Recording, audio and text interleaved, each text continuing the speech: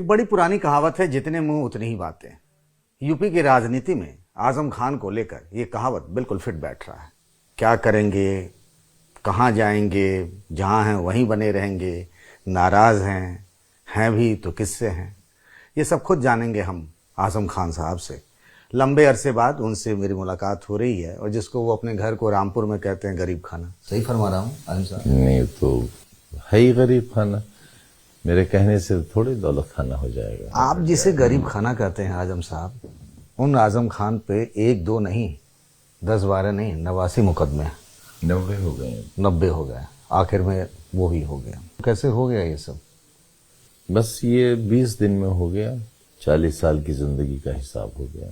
तो मुझे एक बात समझ में नहीं आती है कि आजम खान ही क्यों? विपक्ष में तो बहुत सारे चेहरे हैं, तो ऐसी क्या खता कर दिया आपने? ये तो वही बता सकेंगे, मैं तो बता नहीं सकूंगा।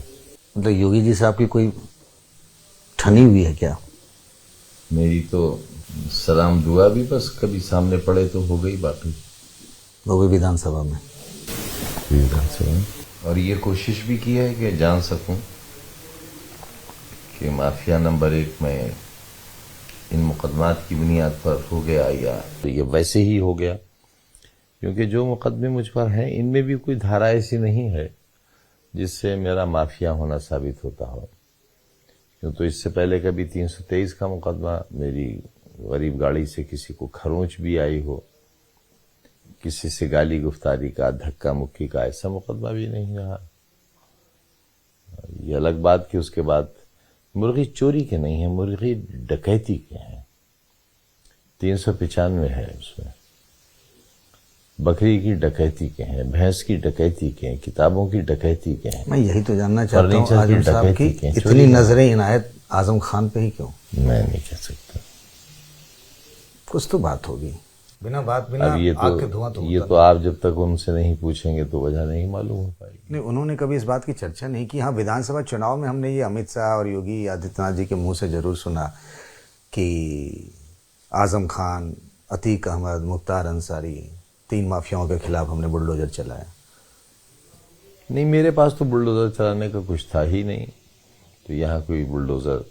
मायावती जी के जमाने में भी दीवारें गिराई गई थी यूनिवर्सिटी की, बाकी तो बस एक गुनाह अगर हो सकता है तो क्योंकि शिक्षा में थोड़ा सा काम किया तो ये गुनाह तो हाँ मेरी समझ में आता है। यूनिवर्सिटी है, बच्चों के स्कूल हैं, बच्चियों के स्कूल हैं, सीबीएसई बोर्ड के, जहाँ बहुत सस्ती पढ़ाई है और बहुत क्वालिटी एजुकेशन है।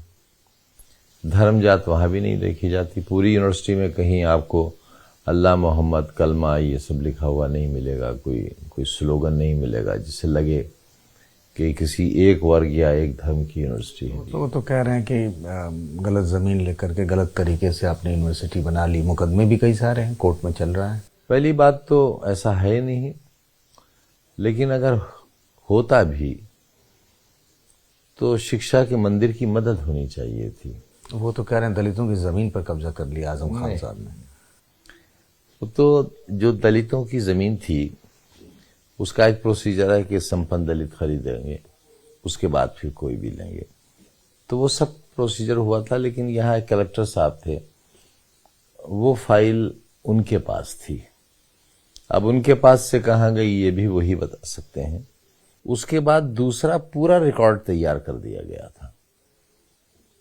लेखपाल और प्रधान, ग्राम प्रधान से लेकर नायब तहसीलदार, तहसीलदार, एसडीएम, डीएम और यहाँ तक कि कमिश्नर तक की रिपोर्ट उस पर लग चुकी थी और सारे बयानात हो गए थे कि ये सब इस प्रोसीजर से हुआ। जिन लोगों की जमीनें हैं उनके बयानात हो चुके थे, तो उसे माना नहीं गया।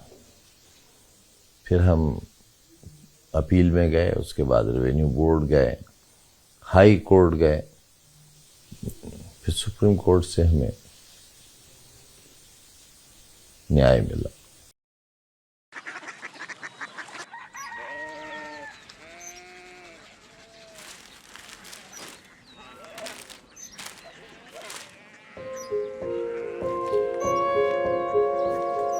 बाबा बाबा उड़िया सिटी जानी ना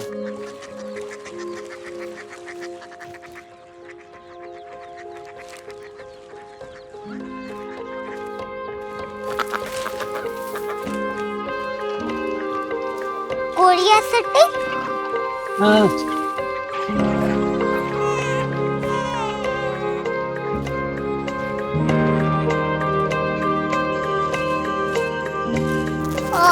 कोरिया सिटी कहाँ पे है? शहर अंग्रेजी लगे हैं।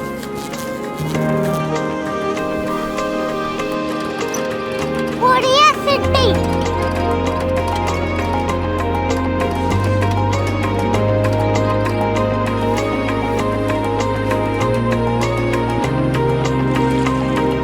वो बहुत दूर है।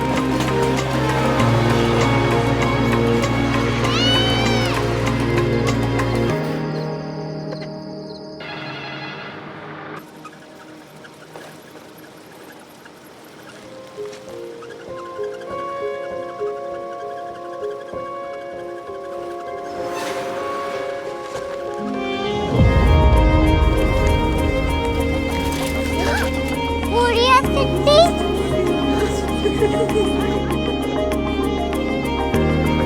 दुनिया को नहीं पता, कुछ लोग बड़े होते हैं। कोरिया सिटी कहाँ है? प्रोफेसर साहब को पता होगा।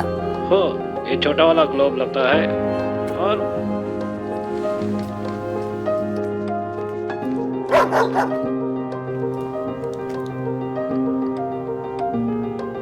पता नहीं, मेरी बेटी से जाके मिल लो, शायद उसे मालूम हो।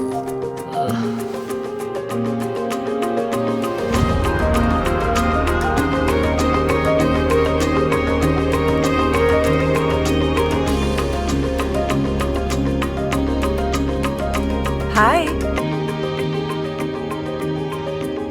बाबा ने भेजा है। Come here. Korea city. Korea city नहीं, क्यूरियोसिटी। वो क्या? That's what brought you here. जो तुम्हें यहाँ तक ले आया। क्यूरियोसिटी।